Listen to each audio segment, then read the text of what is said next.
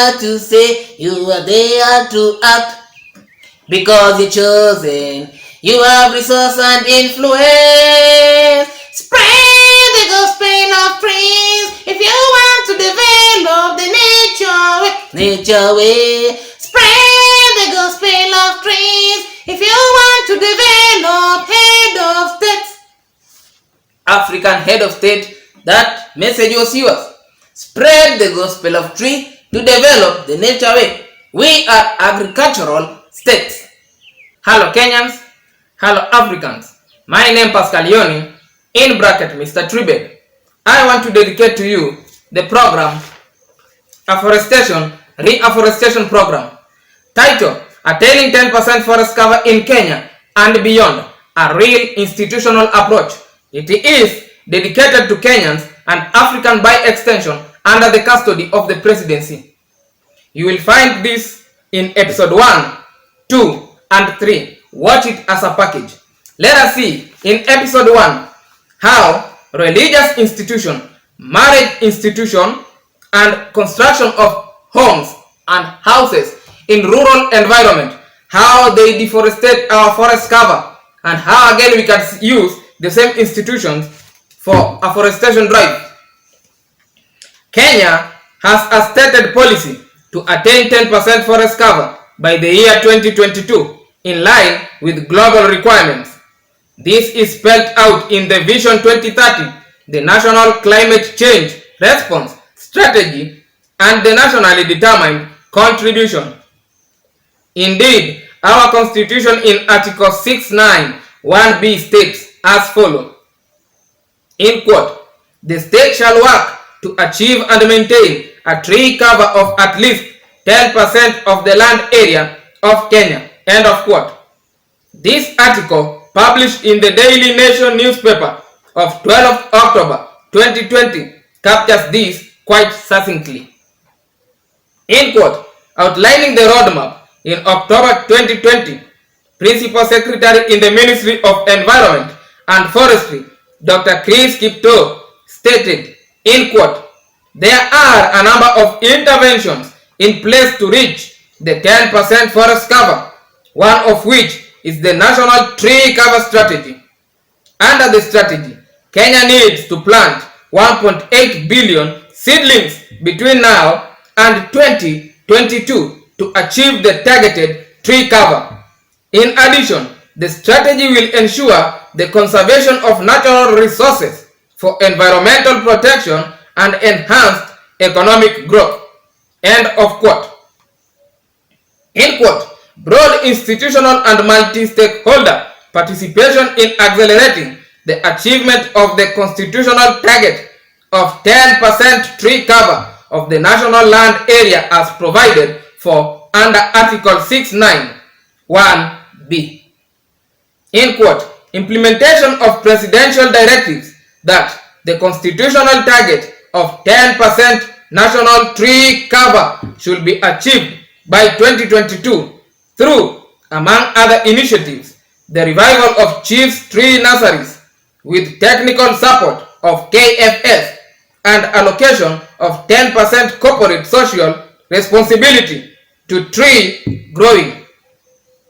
In quote, opportunity to implement several national and global commitments with respect to climate change, biodiversity conservation, and land degradation. The government has committed to restore 5.1 million hectares of degraded landscape as a contribution to the African Forest Landscape Initiative, AFR 100, 50% reduction of greenhouse gases from the forest sector by 2030 as part of its nationally determined contribution to climate change, and to achieve land degradation neutrality by 2030 as a commitment to United Nations Convention to Combat Desertification, UNCCD. In quote, shared responsibility towards addressing climate change impact and public concerns regarding protection, conservation, and sustainable management of forest resources. In quote, enhancing the contribution of the forestry sector towards the implementation of the Big Four agenda.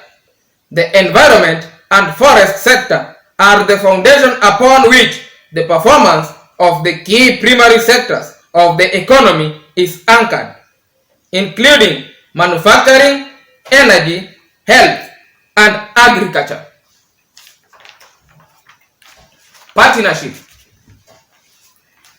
To attain the 10% tree cover by 2022, partnership with both state and non-state actors are key, particularly through tree planting initiatives that aim to spur a tree growing culture among communities. End quote. To achieve this, the Ministry of Environment and Forestry has firmed up the National Tree Planting and Growing Campaign with a passionate appeal to Kenyans to support the efforts to increase forest cover and implement reforestation programs. End quote. Producing 1.8 billion quality tree seedlings by 2022 needed to increase tree cover. End quote. Strengthening coordination and collaboration in the governance of the forest sector for implementation of the various national and county policies, legislations, and rules that require increased tree planting. This includes strengthening the capacity of Kenya Forest Service to implement its mandate. End of quote. The year 2022 is already here, but we are not sure the 10% tree cover that was envisaged by the government has been achieved. In view of the foregoing, I present what I have and believe will be the true partnership and institutionalization of the afforestation and reforestation of Kenya land area.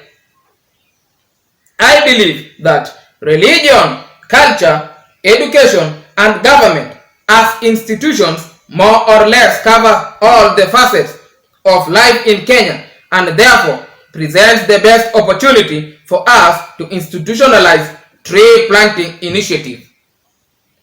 I want to show how we can go beyond the practice of appealing to, calling on, and sensitizing the people to embrace tree planting, but to make it our way of life. That is our culture. A. Religious and cultural institution. Number 1. Religious institutions. Religious institutions are the visible and organized manifestations of practices and beliefs in particular social and historical context. These are such as churches, temples, mosques, and other places of worship and institutions that exist to support and manage the practice of those sets of religious beliefs. Religious leaders, on the other hand, can be defined as those actors who have a formal or informal affiliation to any religion, belief, or spirituality, claim a special legitimacy anchored predominantly in tradition and charisma, to interpret religion and to command obedience from their followers. Religious leaders can be individuals such as clerics, imams, lamas, monks, nuns, priests, rabbis, traditional indigenous spiritual guides such as shamans and sukyas, and lay religious leaders. UNDP 2014. Religious leadership can also be exercised collectively by an informal or a formal group, by a network or an institution. The term religious leaders may overlap with religious personnel. It is recognized that religious leaders are relying on a special type of legitimacy stemming from tradition or charisma, which shapes them as particularly influential societal actors in many conflict situations. Vernacularization theories assist us in understanding how they may act as knowledge brokers. A Gallup poll conducted in 2012 found that 90% of Kenyans consider themselves a religious person. 9% consider themselves a non-religious person, while 1% define themselves as a convinced atheist, placing Kenya in top 10 religious populations in the world, number 8 to be precise, and third in Africa.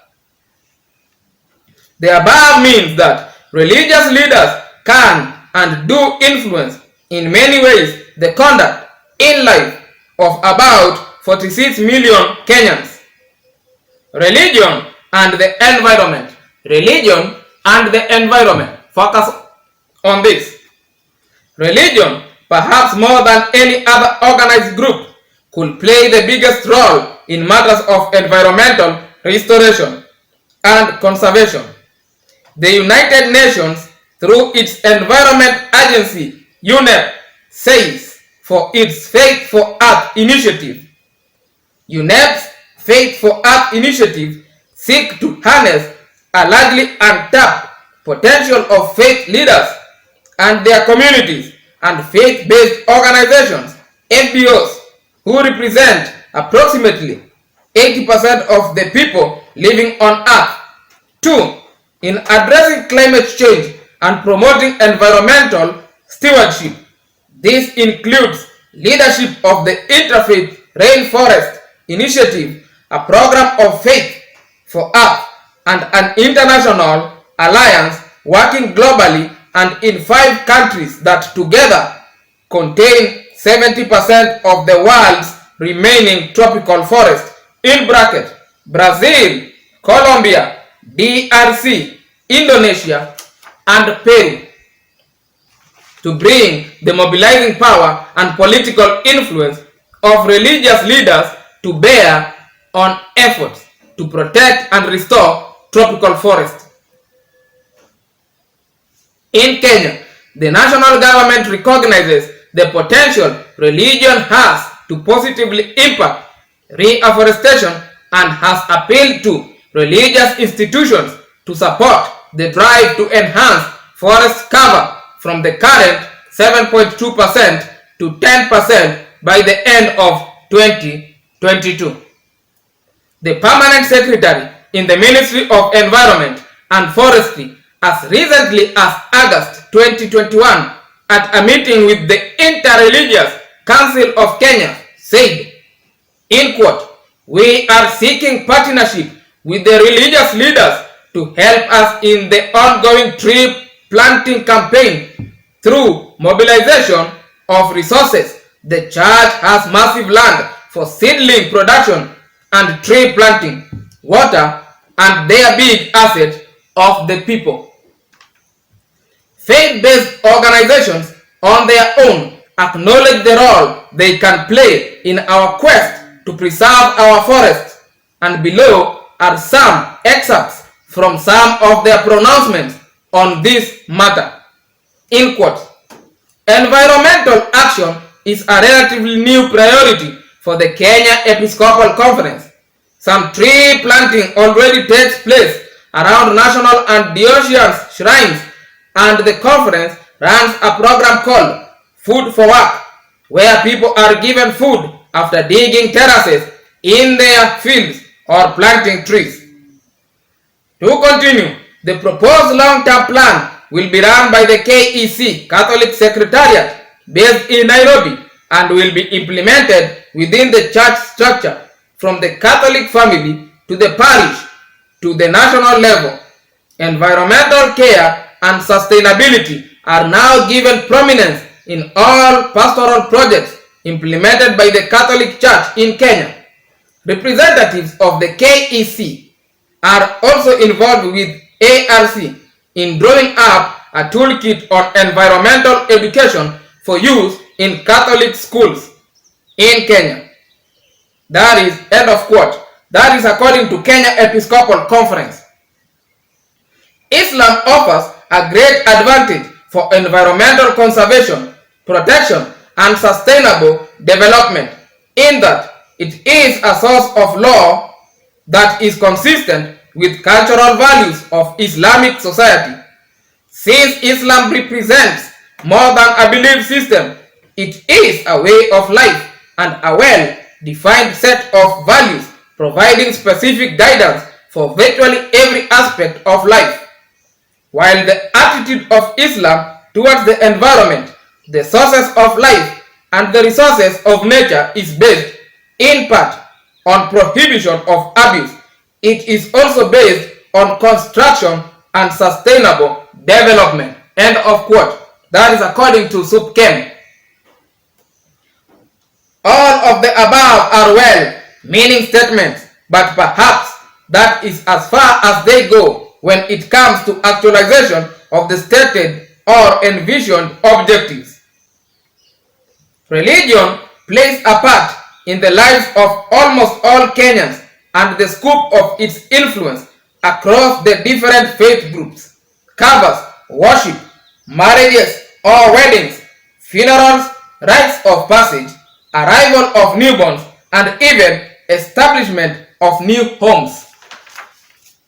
At all of the above events, there will be activities of one form or another which leads to environmental degradation, specifically felling of trees, and the presence of a religious leader is almost always a prerequisite. If this is the case, then why don't we build upon the program the Catholic Church has begun of food for work, where people are given food after digging terraces in their fields or planting trees? And why don't we turn it on its head and make it seedling for prayers? Seedling for prayers. Given the sphere of influence of religion and religious leaders by extension, society can move from the oft-repeated mantra of let's plant trees and far and in between events of tree planting to making tree planting a part of our daily lives. The presiding religious institutions should be radical enough and say to the person inviting them to preside over their ceremonies that he, the host or convener, will ensure that a given number of tree seedlings shall be made available and be planted during that particular ceremony. The religious leader will insist on seeing that this is done. Religious institutions can contribute to afforestation to achieve 10% forest cover in the following four spheres. 1. Mainstream spiritual sessions. 2. Cultural events. 3. Wedding or marriage ceremonies. 4. Final rites or burial ceremonies. Mainstream spiritual sessions. Ways in which this sector contributes to deforestation include: Roman 1. At funerals, churches also cook their parallel meals, and firewood and charcoal are the main sources of cooking fuel. Roman 2. Cooking activities within the precincts of worship areas. 3. Cooking and warming during religious camps. 4. Members and their children cut down trees for charcoal to raise funds to attend religious camps. The religious community can, however, mitigate these negative impacts by influencing tree planting in one of two ways or both, namely: A. Self-raising of seedlings by members of the congregation. The institutions under the control of the religious organizations can act as learning centers whereby the gospel of tree planting can be reached side by side with that for spiritual nourishment. Going by the poll mentioned in the introduction, religious institutions influence the lives of well over 45 million Kenyans. If we assume that just 20% of this number are dedicated adherents, then we are talking about 9 million or so believers to whom this message can be targeted. Illustration for A.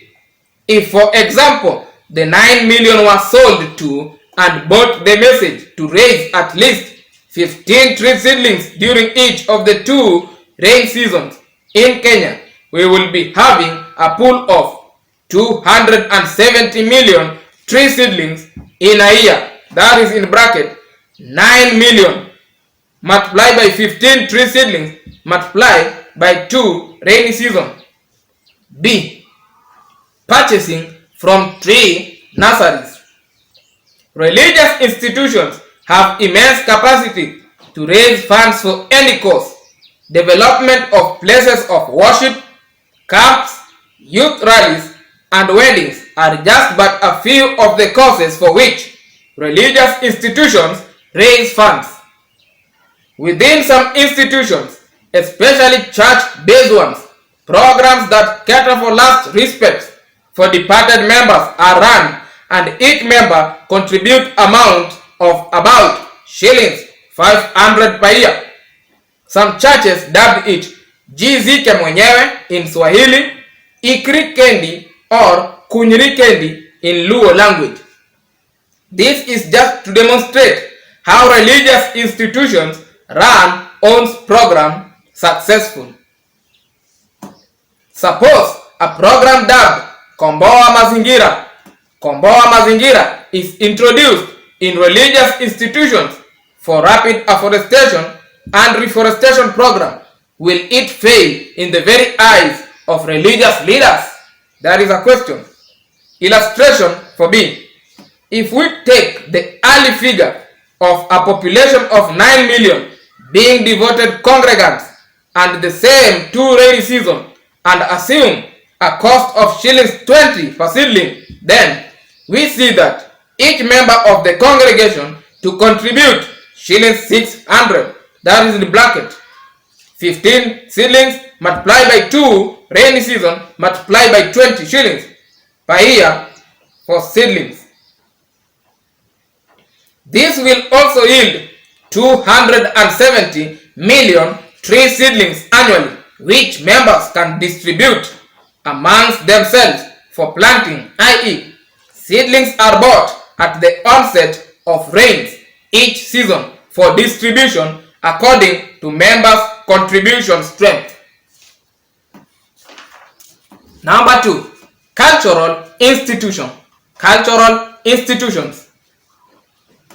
Cultural institutions are institutions with an acknowledged mission to engage in the conservation, interpretation, and dissemination of cultural, scientific, and environmental knowledge, and promote activities meant to inform and educate citizens on associated aspects of culture, history, science, and the environment.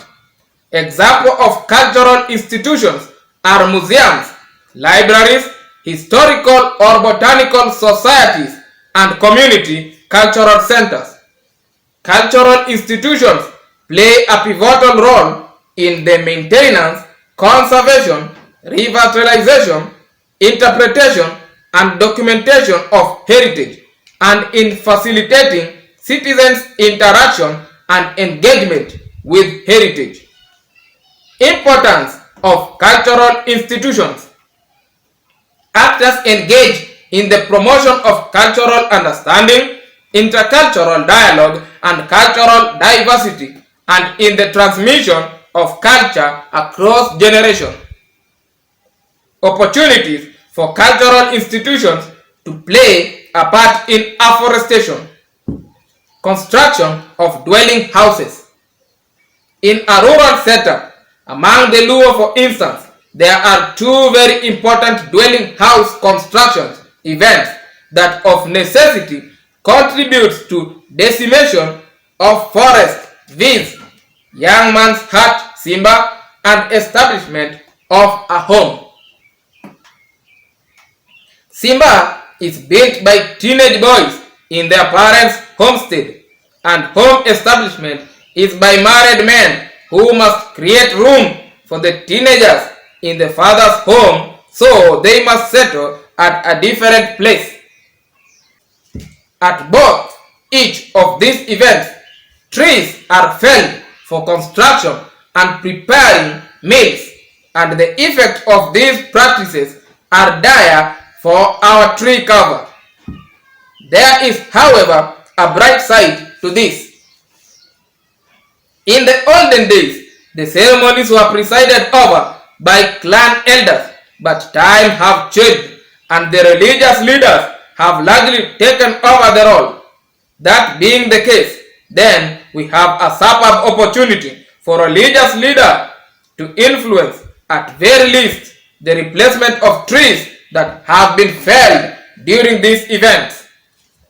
The mode by which this can be done is by the presiding religious leaders insisting in seeing the planting of trees during the events. In these events, tree seedlings must come from the two compulsory sources, the congregation and the host. Moreover, the inputs required for actualizing tree planting, namely water, labor, manure, and money, are always available at these events, and so this really is a low-hanging fruit. Low-hanging fruits. Weddings or marriage ceremonies. Marriage, also called matrimony or wedlock, is a culturally recognized union between people called spouses. It establishes rights and obligations between them, as well as between them and their children, and between them and their in-laws. It is considered a cultural universal, but the definition of marriage varies between cultures and religions and over time. Typically, it is an institution in which interpersonal relationships are acknowledged or sanctioned. A marriage ceremony is called a wedding. That is according to Wikipedia. Many African Kenyan cultures have elaborate ceremonies that precede weddings or the joining together in matrimony of any couple. This starts with visits to the family of the bride-to-be, then one of that of the groom-to-be, and culminate in the wedding ceremony, no matter whether traditional or religion governed. In all of these occasions, food is served and in plenty, and it is not rocket science to tell how many trees would have been sacrificed to make this possible. But this is our culture, and it will be long before it dies. The institution of marriage is therefore a distractor of forest cover in many ways, especially in rural Kenya. Most Kenyan African marriages entail 4 or 5 ceremonies before they are concluded. This includes Roman 1, introduction to bride and groom's family, that is 2 families. Roman 2, payment of dowry. 3, the traditional wedding. And finally, Roman 4, the church wedding, if the couple is Christian. At all of these ceremonies, food is served, and inevitably, trees are the victims, but it's not all gloom, as these same events provide perfect opportunities for opinion leaders to influence the participants to plant trees through education and implementation. The thematic areas to explore in these respects are Roman 1, basic requirements to legitimize a marriage. Roman 2, the religious institution under whose auspices the marriage is officiated. Roman 3, the ceremony attendees. Basic requirements. Basic requirements. Different communities have different requirements. The Akamba, for instance, have what they call Ndeo and Ngasia. Ndeo is the more significant of the two because it is at this ceremony that the bride is officially betrothed to the groom. At Ndeo, 3 goats are slaughtered by the groom or his brother, and blood is spilled on the ground. In order for us to ride on the back of such an important ceremony, as will also be found in other cultures, afforestation needs to be promoted. Traditional elders can be canvassed to make tree seedlings part of the prerequisites before commencing the other activities. As it is normal during such ceremonies, there is normally a tendency for a show-off to add to the fun. It would therefore not be surprisingly that grooms will be trying to outdo one another by bringing as many seedlings as possible. Religious institution hosting the wedding. In the same way as traditional elders can play a role in enhancing afforestation at the cultural level, the religious leaders could do likewise with those marriages that end up at the places of worship. It could be made a practice that some of the money raised for weddings, a minuscule if anything, be set aside to buy tree seedlings for the couple to plant to commemorate their wedding, or donate the seedlings to willing planters in rural environment. Alternatively, religious institutions may decide to start an initiative dubbed a seedling for couples, whereby faithful members contribute one tree seedling each during wedding events for the sake of afforestation. Wedding or marriage ceremony attendees. The people who attend the marriage at any of the stages mentioned earlier could be engaged and challenged to buy seedlings conveniently availed at the venue as a way of adding fun to the occasion. As we have seen, marriage is a serious business in our communities, and not even trees will stand in the way of those intending to enter into a union, and this is where we can hinge our tree planting strategy. We do not know of any girl who would think twice if they were told that their wedding would not go on unless some tree seedlings were bought and planted. The strategy here will be to use religious and traditional councils wherever they exist to make it a mandatory requirement that those intending to wed to procure and plant a certain number of tree seedlings before the ceremony is allowed to continue. Let us pass a message. We as a church have decided to plant trees. We as a church have decided to plant trees in the land as a church during weddings, during burials, during making of our hearts, of our homes, during blessing of our newborns in the house of the Lord. Thank you, viewers. Look for episode 2.